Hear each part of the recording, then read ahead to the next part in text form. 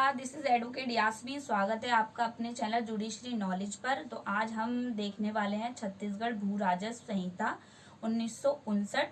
ठीक है, उससे पहले मैं आपको बता दूं, अगर आप एलएलबी की तैयारी कर रहे हैं या फिर एआईबी 20 की तैयारी कर रहे हैं या फिर कोई लॉ पढ़ना चाहते हैं तो मेरे द्वारा ही क्लासेस चलाई जा रही हैं। तो मेरे जो कम्युनिटी पोस्ट में नंबर दिया हुआ है आप उस पर कॉल कर सकते हैं और ज़्यादा जानकारी ले सकते हैं। तो आइए स्टार्ट करते हैं। 59 जो कि हमारे छत्तीसगढ़ जुडिशरी के लिए बहुत ज़रूरी है और सबसे, अगर आप देखें, लेंदी जो लोकल एक्ट हैं या फिर जो वहाँ के माइनर एक्ट्स ऐड किए गए हैं हमारे छत्तीसगढ़ जुडिशरी के एग्ज़ाम में, उसमें सबसे लेंदी जो हमारा एक्ट है वो यही है, क्योंकि इसमें जो सेक्शन की संख्या है बहुत ज़्यादा है।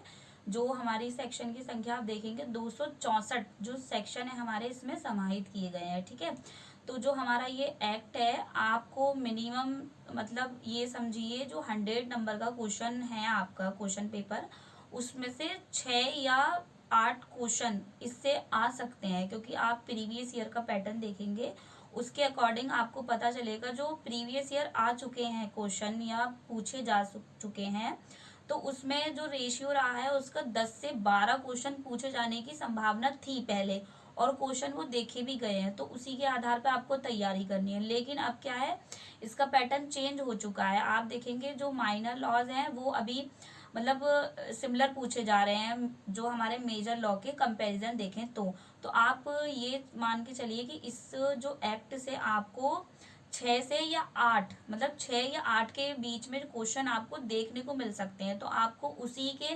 अकॉर्डिंग जो है आपको तैयारी में इसको मतलब ध्यान में रखते हुए पढ़ना है।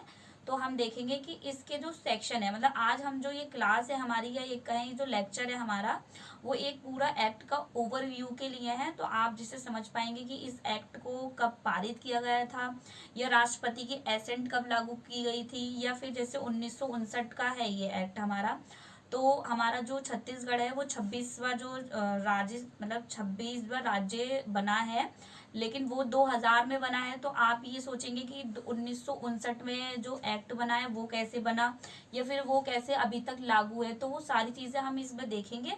तो आप बने रहिए लास्ट तक इस क्लास में। ठीक है, तो सबसे पहले हमें जान लेना है कि इस एक्ट का पूरा क्या नाम है। तो इसका एक्ट का नाम है हमारे छत्तीसगढ़ भू राजस्व संहिता 1959, जो कि एक्ट संख्या है हमारा 20।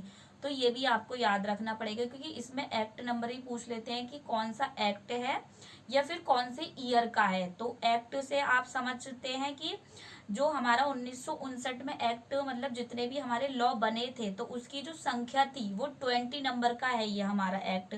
तो आपको ये भी याद रखना पड़ेगा। जैसे हम देख रहे हैं छत्तीसगढ़ भू राजस्व संहिता 1959, एक्ट नंबर हमारा 20 है, 20 ऑफ 1959 का। तो आपको ये भी याद रखना पड़ेगा, क्योंकि कंफ्यूजन करने के लिए आपसे पूछ लेंगे 1959 का है या 8 का है या 1960 का है। तो आपको ये याद रखना पड़ेगा जो एक्ट है हमारा 1959 का है। ठीक है, फिर हम देखेंगे कि ये क्या है, प्रक्रियात्मक विधि है या फिर जो हमारे, आप देखते होंगे लॉ जिसको हम प्रोसीजर लॉ बोलते हैं, मतलब जो विधि का वर्णन होता है कि किस तरह से क्या प्रक्रिया चलाई जाएगी, उसका पूरा वर्णन होता है, तो उसको ही हम प्रक्रियात्मक विधि बोलते हैं। तो जो हमारा ये लॉ है, मतलब कि छत्तीसगढ़ भू राजस्व संहिता है हमारी, प्रोसीजर लॉ है। तो आपको ये भी याद रखना पड़ेगा।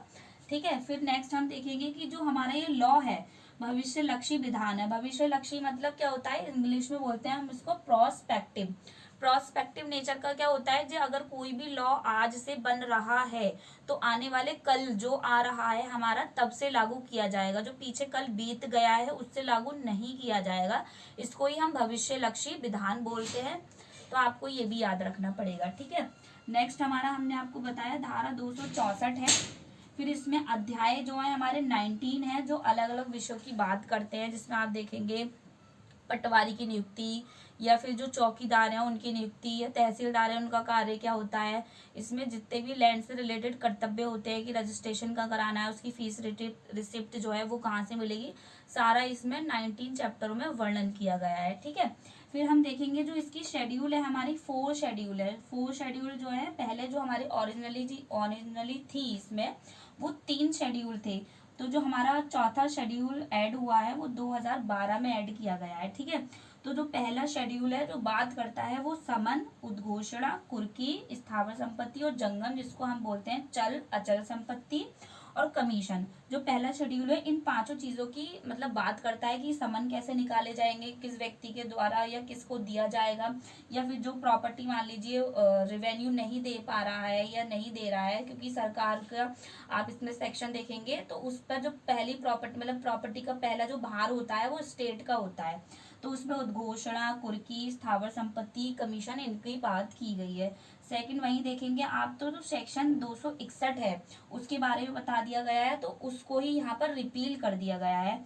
थर्ड हमारा है 262 का क्लॉज 2, तो इसमें थर्ड जो हमारा मतलब शेड्यूल है उसकी बात करता है। फोर्थ में भी इन्हीं चीजों की जिक्र किया गया है। तो अब समझ लीजिए कि हमारा जो एक्ट है, ठीक है, ये एक्ट हमारा 1959 का है। तो आप सोचेंगे कि जो हमारा छत्तीसगढ़ मतलब राज्य बना है वो 2000 में बना है, तो फिर ये पहले से कैसे लागू है। तो ये जो एक्ट है हमारा सबसे पहले एमपी में लागू किया गया था, उससे पहले आप देखेंगे तो यूपी में, यूपी का। और ये जो एक्ट है हमारा छत्तीसगढ़ का एज इट इज है, लेकिन क्या है कुछ प्रोविजन अमेंडमेंट के द्वारा जो चेंज कर दिए गए हैं, देखेंगे आप जैसे इसमें 2022 में अमेंडमेंट हुआ है, 2023 में अमेंडमेंट हुआ है, जो मतलब हमारी 4 मई 2022 से लागू कर दिया गया है 2022 वाला अमेंडमेंट, और 2023 वाला जो है हमारा 24 अप्रैल 2023 को मतलब उसको इन्फोर्स कर दिया गया है। ठीक है, उससे पहले हम जानेंगे कि जो हमारा एमपी का मतलब भू राजस्व संहिता थी उसको ही हमारे जो छत्तीसगढ़ राज्य है उसने अडॉप्ट कर लिया एज इट इज। लेकिन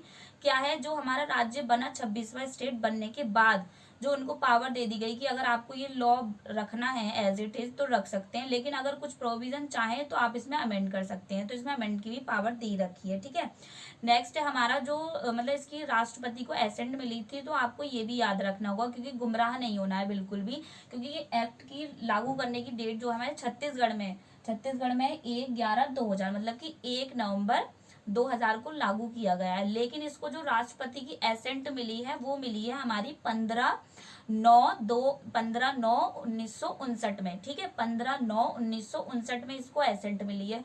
तो इससे बिल्कुल भी गुमराह नहीं होना है कि अगर 2000 में लागू हुआ है तो शायद 2000 में ही इसको राष्ट्रपति की एसेंट मिली होगी। तो आई होप ये चीजें क्लियर होंगी आपकी।